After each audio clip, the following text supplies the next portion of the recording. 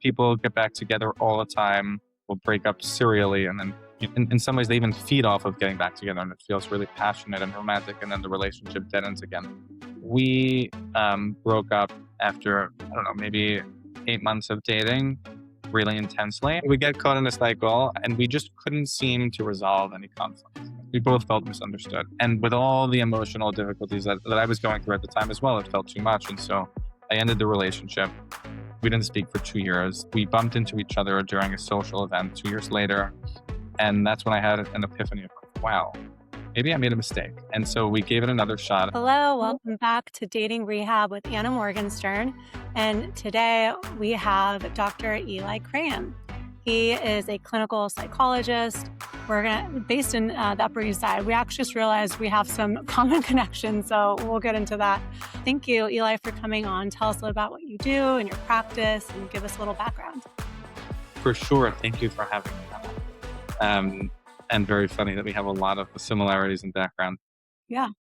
So I'm a clinical psychologist. I specialize in couples therapy and relationship issues, and I've been doing this for quite some time. Just in terms of my experiences, I didn't always start out as a couples therapist, and most people don't know this about couples therapy in general, but we get very little training in our education, in master's programs and doctoral level programs in couples therapy. I actually had to not have one course where I learned about couples therapy, and didn't see a couple until after um, I graduated from and got my doctorate. Oh, wow. At the same time, about 80% of therapists claim that they work with couples. So it's a really interesting distinction that we see here. And one of the messages that I want to pass on to the audience is that you have to be really careful with the types of clinicians that you choose for couples therapy. You want to make sure that they're really well trained and know what they're doing, because a lot of therapists will claim that they're experts in couples or experts in relationship issues, but actually don't have the training. And a lot of the training comes after, the graduate school and after your studies. Yeah, that makes a lot of sense. I have someone that works for me, and she's doing her master's in couples counseling. And now she's, kind of actually working with couples, and she's been doing it for quite a bit. But yeah, she was saying it's a lot of like actually just like studying and, doing homework and things like that, hours with actual couples until you're kind of like further along. Totally. How did you choose to work with couples? Yeah. So, over time, I always knew I wanted to try it and dabble in it. I didn't have it in grad school. And I know you mentioned that your colleague is in a couples or, family and couples therapy program. Most people don't do that. Most people are in general mental health programs. So I people see. that specialize in marital and family therapy or go to those specific programs, they get training in couples. I went to a generalized clinical doctoral program. And most people who do mental health counseling or social work are mostly seeing individuals and don't see any couples during the training.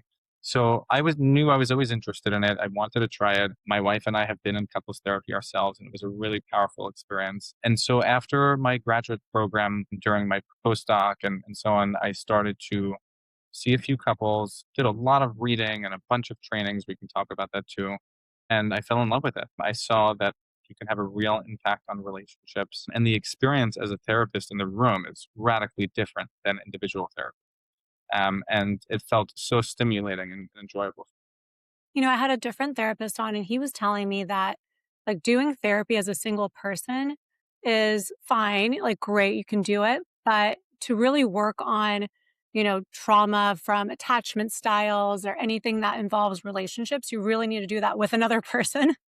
Otherwise, you're not really getting the full benefit of therapy. You're not really going to be able to solve those past traumas without actively being in that a relationship to help get you through some of those obstacles. Do you agree with that? Totally agree with that. So much comes up in intimate relationships, much of which we didn't even know existed until we come close to our partners, and all sorts of things gets triggered. All our baggage that we've had, our traumas, our challenges, the ways that we've seen people be in intimate relationships from our parents or friends and so on. It all comes up. We don't get the chance to see it until we really have intimacy with another person. And then couples come to me all the time saying, we were both in individual therapy, and it wasn't enough. It didn't work. And so we're not really so hopeful about couples. And I constantly stress It's a very, very different experience. And it's really hard to work on difficult relationship dynamics when they're both spouses are not in the room, when both partners are not in the room. You can see it for yourself. You can see the cycles that are coming up and the things that make them trigger them. Their challenges with rejection and closeness. So that's, yeah, definitely, definitely really important. Yeah, someone once told me that if your partner, your spouse goes to therapy without you, that's the kiss of death. Because Because you don't know what the therapist is saying to that person. They could be very much, validating how they're feeling. Yes, you're right, your partner is so bad to you, what the person told me that, they had several friends that when one person went to therapy alone, divorce followed soon after. So it does make a lot more sense that you need to go together really to resolve issues. So it's funny that a lot of people don't know that or don't do that. How did you meet your wife, by the way? that's a great question. I just want to comment on one thing that you're sharing, and this is the theme I want to really stress to the audience is yes, it can happen that when you have individual therapy, it leads to divorce or it leads to more conflict. You want to be really careful with the therapists that you choose, individual and couples therapy, because a good individual therapist will know that, right, there's a lot more to the story. And if they feel like there are significant marital issues or relationship issues, will recommend couples therapy. So, like the work that we're doing is great, but it doesn't feel like enough, and you have to see a couples therapist. And the golden standard, just in terms of how I work, is seeing a couple and having each of them see individual therapists as well. And I collaborate very intimately with each of the individual therapists to make sure that we're addressing the issues and working as a team, which has been really effective in my experience. Yeah, that sounds effective. That if you guys should all be working together. Yes, which a lot of people don't. So, but getting back to my wife, how we met. So, we actually went to high school together. We grew up in the same community in Brooklyn and went to high school. She was always too smart for me. We were in the same class. So, I was trying to cheat off her during tests. She was the top of her class. I think she was not interested in me at all. I was kind of a clown in high school. We graduated. I was dating someone else. We graduated by the end of high school. Like after, right when we had graduated, I became interested in her. And then she went off to college and I went off for a gap year. And so we never really had the chance to connect until a couple of years later. And then after multiple attempts on my part, we finally said yes to a date. And then from there, it was things went really well. But we did break up for 2 years. And we could talk about that too. Okay, that was one of my questions I wanted to ask you about how to rekindle a past relationship. Well, I mean, we might as well get into that, I guess, because I'm really curious how you were able to get the relationship back on track. Yeah, it's a really big question that a lot of couples deal with. Hmm. People get back together all the time, will break up serially, and then in some ways they even feed off of getting back together and it feels really passionate and romantic, and then the relationship dead ends again. Hmm. So we broke up after, I don't know, maybe 8 months of dating really intensely. We were both going through difficult times personally. My parents were getting divorced themselves. That was very challenging for me. I was in the process of going through my own individual therapy, and we were getting caught in a cycle. I hope she's okay with me sharing this, but I didn't anticipate this coming up. Sorry. We would get caught in a cycle, and we just couldn't seem to resolve any conflict. When I felt upset, I would express it, and she would shut down and feel upset or criticize me, and then both kind of hit a gridlock state, and we're not so flexible with each other in terms of understanding our perspectives. We both felt misunderstood. And with all the emotional difficulties that I was going through at the time as well, it felt too much. And so I ended the relationship. We didn't speak for 2 years. We bumped into each other during a social event 2 years later. And that's when I had an epiphany of, wow, maybe I made a mistake. And so we gave it another shot, and we can talk about how to repeat and get back together after a breakup, and whether the relationship can be sustainable. We got back together. We're really careful and thoughtful about it, and even did some couples therapy in the process. And then we've been married for almost 10 years now. Well, I was telling you, I'm coming up to 1 year of marriage next month. Congratulations. Yeah, I realized our mutual connection. So I got married at Moe's Software Center. And it was funny because they gave us a good deal because that's when all the Syrian Jews go to deal for the summer. So they're like, okay, it's going to be empty. We got to use all the different floors and all the things we wanted to do. And it was one of the most like amazing days, probably the most amazing day of my life. And people are still telling me how much fun they had at the wedding. And you told me that you're the cantor there. That's so awesome. Yes, yes. I've been there since they founded the center. I think it was Wow. about 8 years ago. So we've been living on the Upper East Side for a while. It's a really special venue for a wedding. So that's awesome. Is this your first marriage?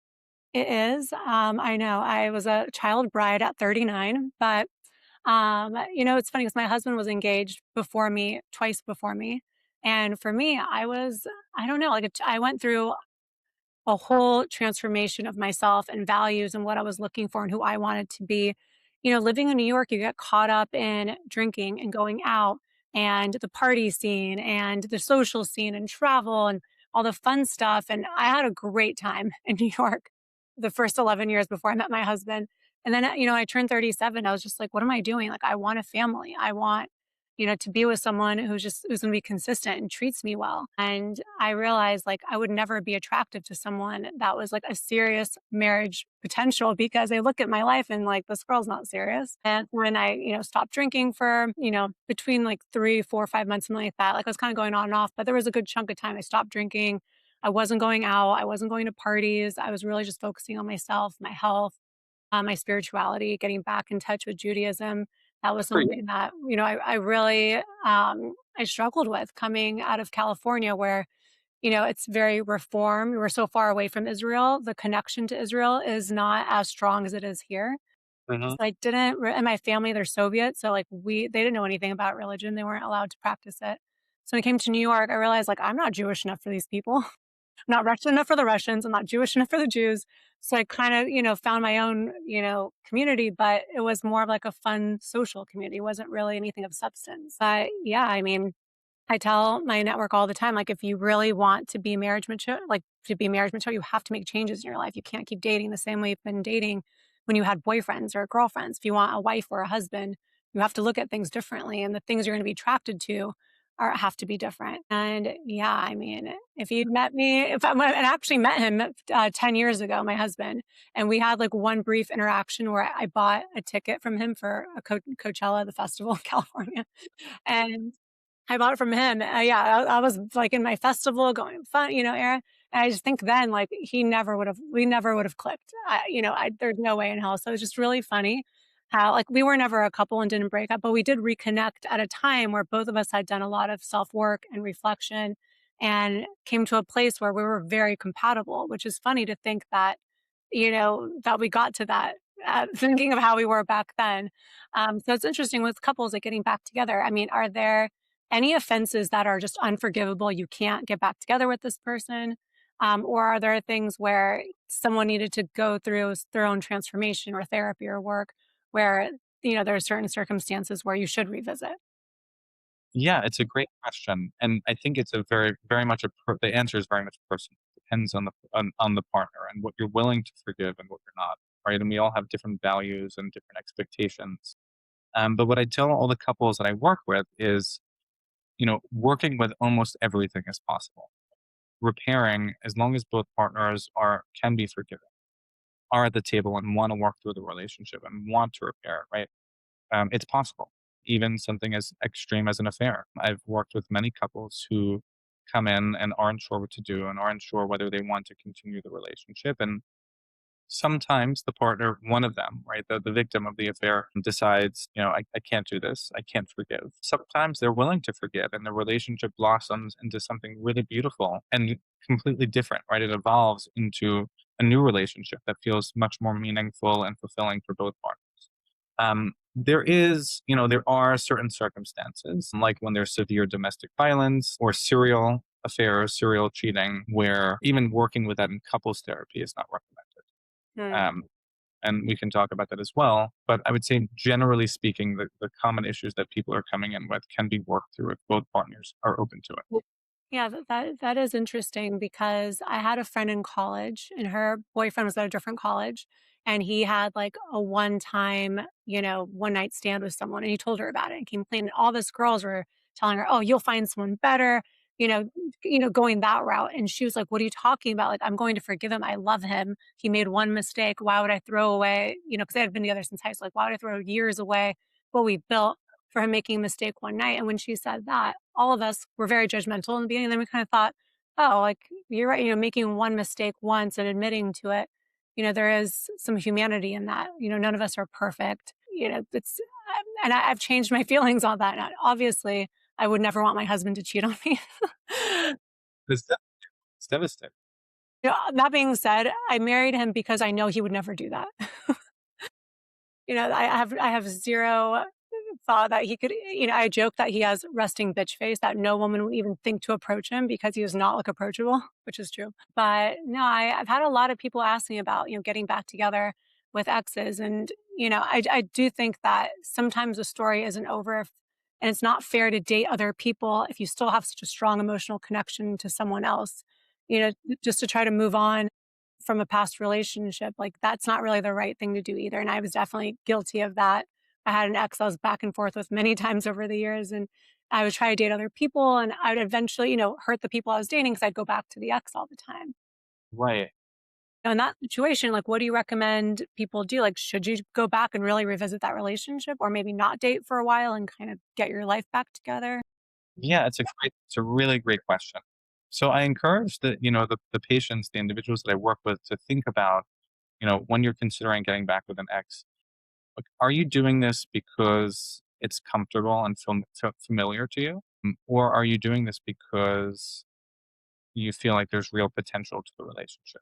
Right. And it's not always easy to distinguish between the two.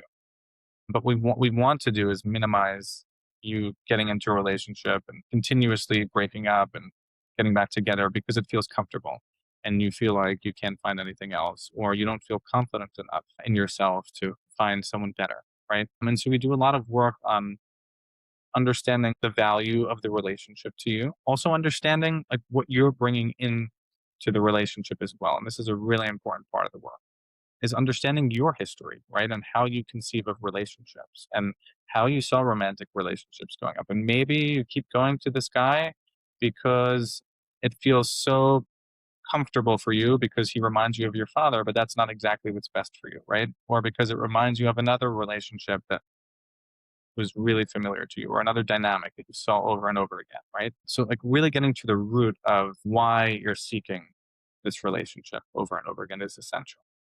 Such a good point. I have so many clients where they'll say like, "I'm just attracted to this. I can't help it. I'm just so attracted to this kind of person. That's just how it is." And I tell them that you can control who you're attracted to. You're not a victim to, your body. Like, for example, you don't want to wake up in the morning and go to the gym. Your body wants to be lazy and lay in bed, but you override your body and you go to the gym. You want to reach for that cupcake or pizza, but you want to be healthy, so you get a salad, you override your body's desire. So why is it in dating, people have such trouble overriding their body where they know they shouldn't go for this person who looks really good, but is going to make their life a nightmare, but they just go do it anyway, even though they know it's not going to end well. Or they're on a first date with someone that has perfect on paper but they feel really safe, but they think, "Oh, there's no sexual chemistry here," and they don't give them a second chance. Like, how can people help override their body in a dating capacity when they're able to do it in other places? It's a great question. And relationships are so complicated. There's so much to work through and so much history. Whereas going to the gym can feel more like a rational decision. I know it's good for me. This is what I'm going to do. But when it comes to attraction and intimacy and connection, I don't know if you're familiar with the idea of attachment theory and Right. how we connect to our primary caregivers and how that basically follows us through our entire lives, the trajectory of our lives. But basically, the way that we connect with our family? Do we feel secure? Do we feel anxious? Do we feel safe or not? Do we feel like we need to avoid? Did we learn to avoid all the challenges that came up at home? We can develop all sorts of defenses and ways of showing up in relationships that aren't healthy, even though we might know it rationally, right? We might say, this is not so great, right? And that I keep ghosting these people that I meet. But it just happens on automatic. And so really understanding and getting deep into why this is happening is I think really important to address. So it's not just about making behavioral changes, like telling yourself, I need to go to the gym. I need to, keep more of an open mind when I'm dating. But it's also about getting to the root cause of like why you're attracted to these types of people in the first place. Right.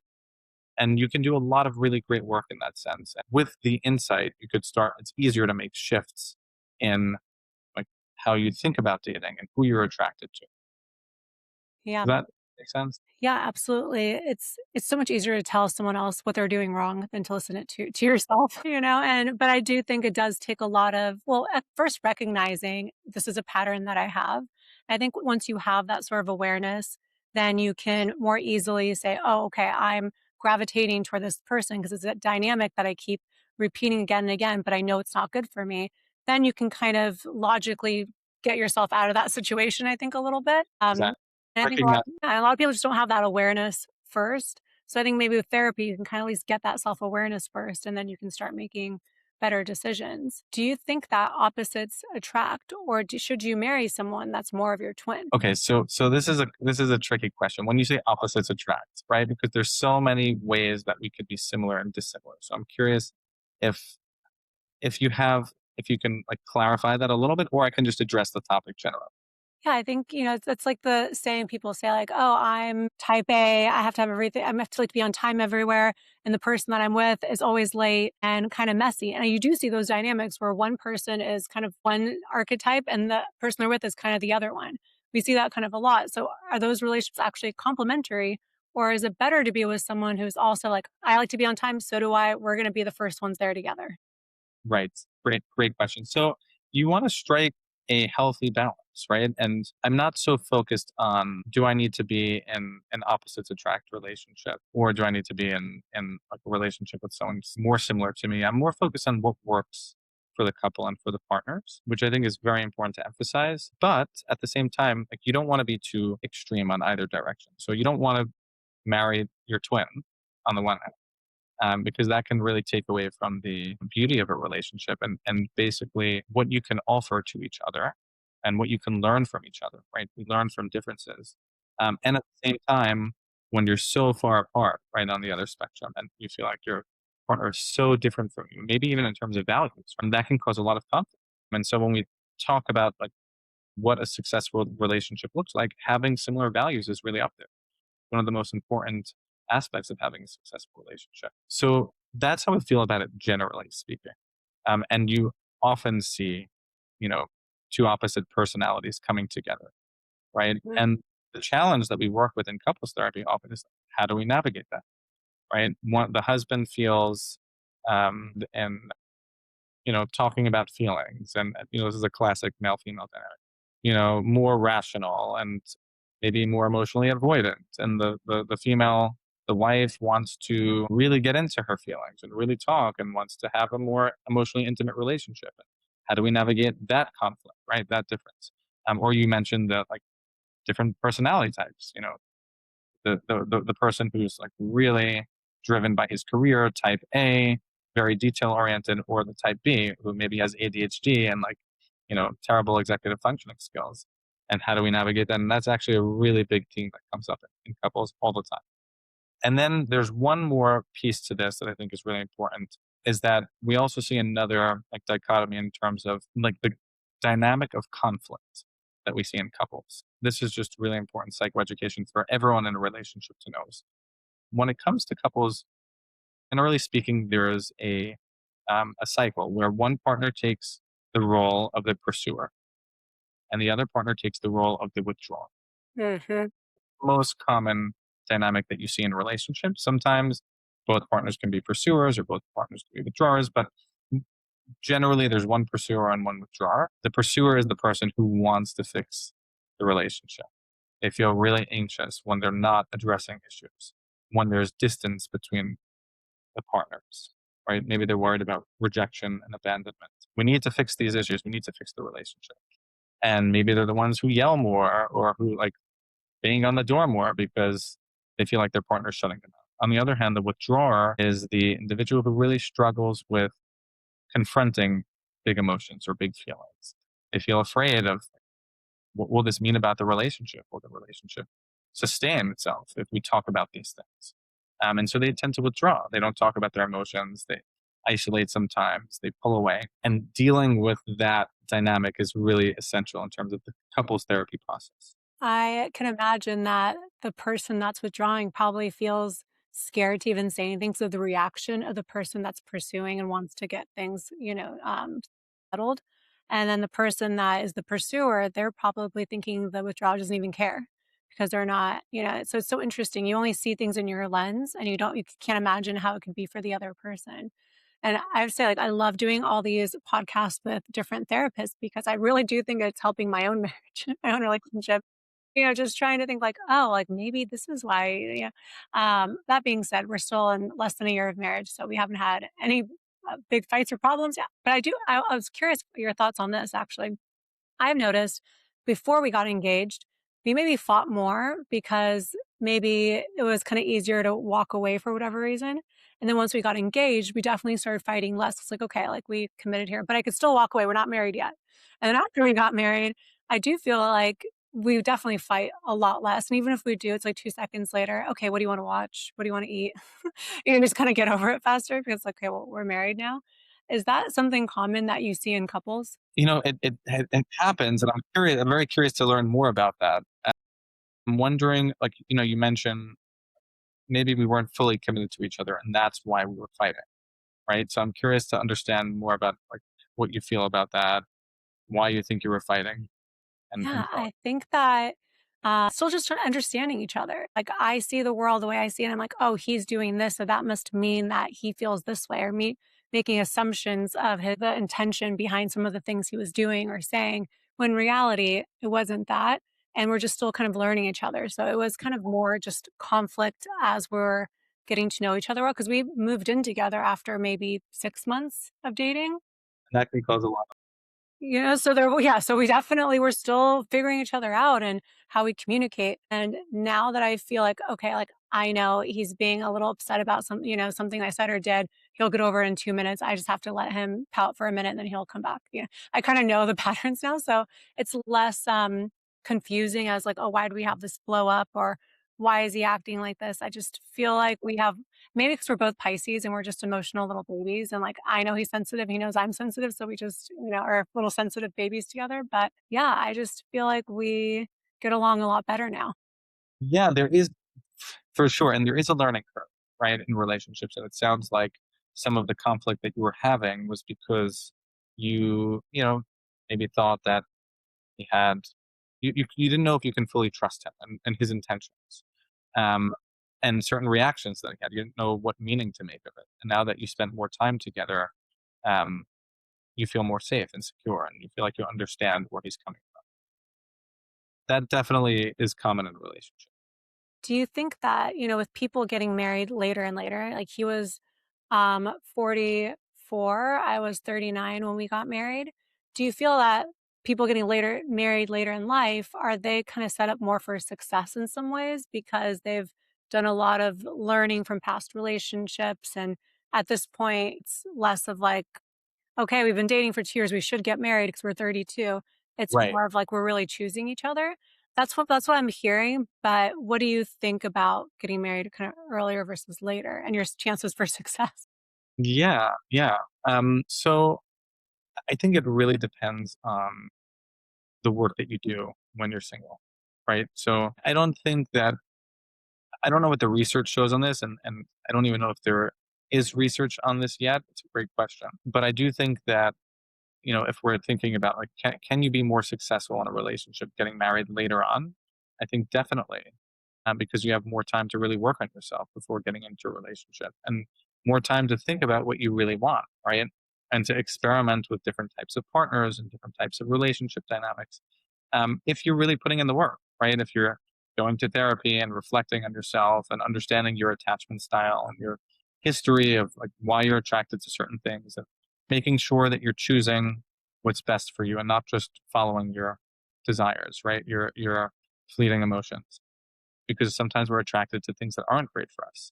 And at the same time, I find that a lot of people who get married later in life aren't always doing that kind of thing, Mm. right? And are actually struggling through the process and struggling to and they don't get married for so long because they're having a hard time committing or there's a whole range of issues why people might not get married early on. So it really depends. And then you have people on the younger side who get married at 25 or 22 and it can be a disaster. It can also be a really fruitful experience where partners grow together and really struggle in certain ways and at the same time are able to overcome their challenges together and learn more about each other through the process and learn more about yourselves, right, as you're growing into adulthood. Yeah, I have so many clients that they got married when they were mid to late 20s. They get to, early to mid 50s and they get divorced as soon as the kids are in college, out of the house. And I see it again and again and again. I'm thinking, are they really incompatible after all this time? Is it really that, the love is gone? Or is it that they didn't explore enough when they were younger and they were just always curious and they really just want experiences with other people now? Yeah, I see that a lot. What are some common well, I guess one thing I hear is, they don't put their relationship first, like the kids came first and they weren't romantic, intimate partners anymore. They were just kind of like a business arrangement. Like, okay, you get this kid here, I'll get that kid there. And there it wasn't this loving dynamic anymore. Is that one of the most common reasons that you see from people? that's a really, really big um, theme that I see in couples. I have a lot of empty nesters, right? Couples call me all the time. My youngest child is going off to college in a few months, and we're panicking, or I'm panicking, and I don't know what to do, and we need help, right? I don't know if our relationship is going to last. Like, what are we going to do without kids anymore? That happens all the time, and the reason that is I think you pointed that out really nicely, which is that when you don't prioritize your relationship, it doesn't have to be prioritize it over the kids, but when you don't prioritize your relationship in a significant way, your relationship starts to decay. And over time, you feel more and more like business partners or roommates and less like lovers. And relationships take a lot of work. Even healthy relationships take a lot of work and intention and awareness. And to really sustain a healthy relationship during having young children and having a family can be very challenging. I mean, my wife and we have 2 young kids, and it's extremely challenging, and navigating that, like, we have to put a lot of thought and work into making sure that our relationship stays healthy. Yeah, we're hoping to add a child into the mix in the near future, and that's something that I've, really been thinking about is making sure that our relationship is still a priority and that we still support one another and that we don't get very overwhelmed in having a baby and how to, just get through each day with no sleep and, getting through those first early months especially. Um, any tips for like new parents of how to just kind of make sure that they don't let the relationship really, like you said, decay? Yeah, so one common topic that comes up is usually one or both partners after having a child, or maybe it takes a few months or a year or so, they start to miss the relationship that they had. And sometimes they even expect their relationship to stay the same. And then they feel a sense of loss as to why is my husband not spending as much time with me? Or why is my wife not as focused on me and giving me as much attention? Right. Right. And so I like to prepare couples and to say, like, expect things to change. Your relationship is not going to be the same. And at the same time, having a family and having children can deepen the bond between the two of you, and it can deepen the intimacy and the love between each of you tremendously. It means that you might spend less time together than you're used to. And it means that you have to prioritize spending time together a lot more. And you can't just spontaneously go out for drinks one night and say, like, you know, I'm in the mood for a nice dinner. Let's go out and plan it an hour before because you need to find a babysitter or you need to make sure that your nanny is okay with it. So it requires a shift in how we think about the relationship and it requires more planning and more intention. And so setting simple rituals up like date night every week. And it doesn't have to be a fancy, expensive dinner if that's not within your budget. It has to be something different and special outside of your apartment. And so something just that simple has done wonders for my marriage, and I highly recommend that among other things to, you know, couples with new kids. I love that. I mean, I like that you said that expect the relationship to change rather than go back to how it used to be or to stay exactly the same. I'm going to keep that in mind. That was really good. Yes, really important. It's really important. I just had a new couple come in, and they have 2 young kids, and the wife is really feeling a sense of loss. She's like, "We don't spend enough time together. You're an amazing dad, but like I don't get any attention." And then the husband says, "Well, it feels like you're expecting our relationship to be different. Sorry, to be not to be different, to be the way it was before we had kids." And he feels a lot of pressure from her as to like, I can't be an amazing dad and run a successful business and be an amazing husband and do everything. I can't meet all of her needs. And so we're doing a lot of work in terms of like clarifying how can you show up for your wife, and what does she want, right? Is she really expecting the relationship to be as it was before having kids, which is not the case, but making sure that we clarify them and asking her to say, like, how do you want your husband to show up for you? What can he do for you that will reignite the intimacy, reignite the passion? Okay, healthy or unhealthy? One of the mother-in-laws, the one of the grandmas, being like a full-time nanny, full-time help, and kind of being a co-parent in the dynamic. Yes. Okay.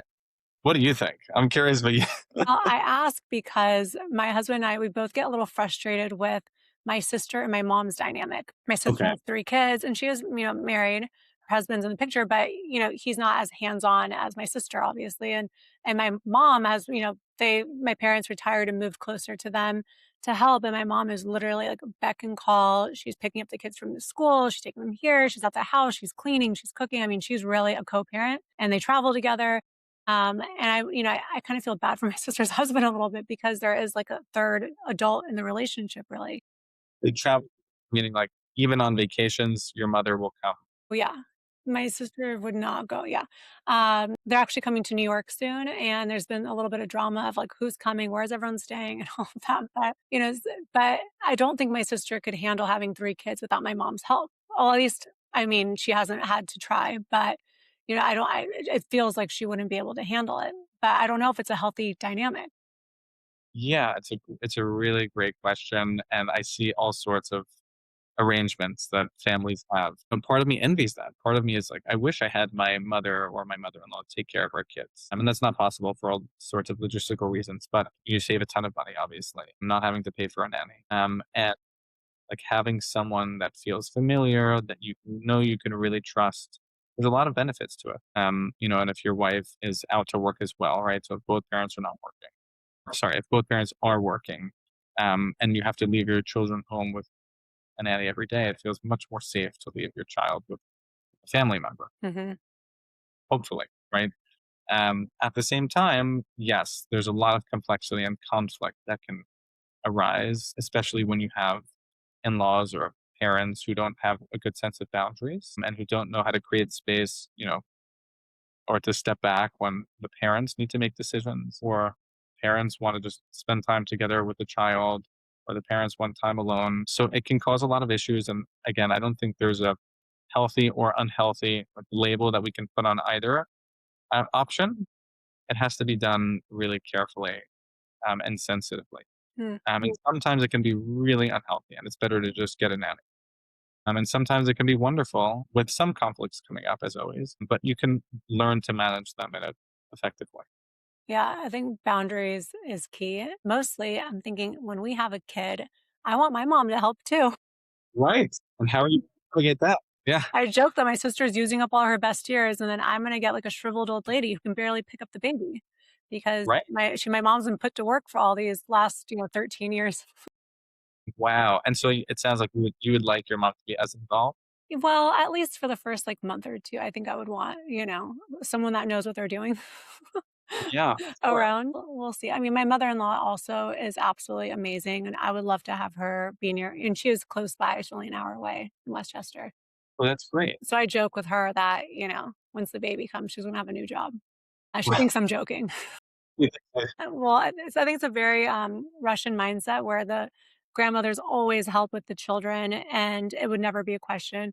It's funny 'cause my sister, she'll get a little bit upset if her mother-in-law doesn't wanna help as much as my mom. I'm thinking no one will ever help with your children the way a Russian parent will, because it's just, like, in our DNA, that's how they're raised, and so she'll get upset, like, "I asked her to babysit, and she said she's going to lunch instead." I'm like, "It's okay, it's not her job to be your nanny. You don't get 2 nannies, you only get 1." And one last thing I wanted to ask you about, because I feel like so many people have anxiety, depression, all these kinds of different Mhm. mental health situations. Do you think that, dating apps, social media, do you think that's really kind of hurting people when it comes to dating? Do you deal with that with your any of your patients at all? Yeah. Yes. It's a really common topic that comes up a lot with the singles that I work with. It definitely makes the dating experience a lot more complex. It sometimes can reduce the experience of dating to make you feel like a consumer in a sense, to make you feel like there is unlimited options. And if one person doesn't work out, if I get, if someone rubs me the wrong way, even slightly, I just toss them out in the garbage, try someone else, right? Back on the dating app. Um, and in some ways, it really is like that, right? Because there's, hundreds of thousands or millions of people on these apps. There's so many options. What problems that can lead to is not working on the issues that come up in relationships, right? And a lot of avoidance of issues that come up because you know that you can always bounce to the next one and to the next one. And so I see a lot of serial dating, people feeling very unhappy. Why can't I get married or why can't I have a long term partner? Dating apps is one of the reasons I think that people are struggling. There's a host of reasons, a lot of changes happening in the world and in the education system and so on. But dating apps can throw a real wrench in the experience. Hmm. I know. I remind people the whole point of dating apps is to keep you single. Like they want you to pay to get better matches. I actually just spoke to a guy. He was an engineer at Hinge for a long time, and he was telling me about the algorithm, your Elio score, and Okay. how you really, if you could even be like a 10 out of 10 good looking person, but after a while, if you don't pay, you're not going to see other good looking people. You're also going to see people that have less desirable profiles because they want you to pay. So it's not really a personal thing that you're thinking, I'm not seeing worthwhile profiles because I'm not worthwhile. It's more of a psychological play to get you to pay for, a boost or a premium Yeah. membership or all that kind of stuff. And I try to remind people that that's not you. We do have to look at profiles, like what photos are you using? Who are you trying to match with? What are the prompts? And sometimes you can tell a profile is going to be a red flag a mile away, but they have cute photos and you do it anyway. So that's back to self-awareness and, being more intentional. I think everything's a tool. There's no bad way to meet someone. It's just how you use it and, what intention you put in. And if you're getting a bad experience out of it, then obviously don't keep using it. But because my husband and I first we met on Craigslist, and the second time we met on Hinge. So I joke that Are you serious? yeah. So there's really no wrong or right way to meet someone. It's just how you use the tools. Yeah, and I just want to clarify, I totally agree. And many of the couples that I meet through online dating, Mhm. mostly through dating apps, and many successful, even personal friends of mine who have great relationships through dating apps. So it's an amazing tool. You just have to be really careful with how it can lead to unhealthy behaviors. Exactly. Like treat others how you want to be treated. The golden rule that applies everywhere, especially on dating apps. Yes, yes. It was so much fun to have you on. I feel like we could talk for hours and hours on Oh, yeah. dating and relationships. And honestly, maybe I'll see you at the software center one of these days. Now that I know the canter, I feel like I know the VIP now. Oh, anytime we would love to see you. Uh, That'd I be love so much audio fun. also. So it's a great show, and I'm close with the rabbi and the rebbitzin. Love that. Well, tell us where we can find you if we want to work with you or just get more information. Yeah, totally. So I have my website, drelikraim.com. You can just look me up. There's, if you look up my name, you'll find many different ways of contacting me. Yeah, but I welcome anyone to reach out, even if you just want to have a conversation and are feeling ambivalent about individual or couples therapy. And I'd be happy to guide you through the process, share my insights. If it doesn't feel like the right fit, I'd be happy to help you find someone else who does feel like the right fit. So yeah, I'm here to support our community. I love that. Well, thank you so much again for coming on. I'm so appreciative. And maybe we'll have you back again soon. For sure. Thank you so much for having me. Thank you.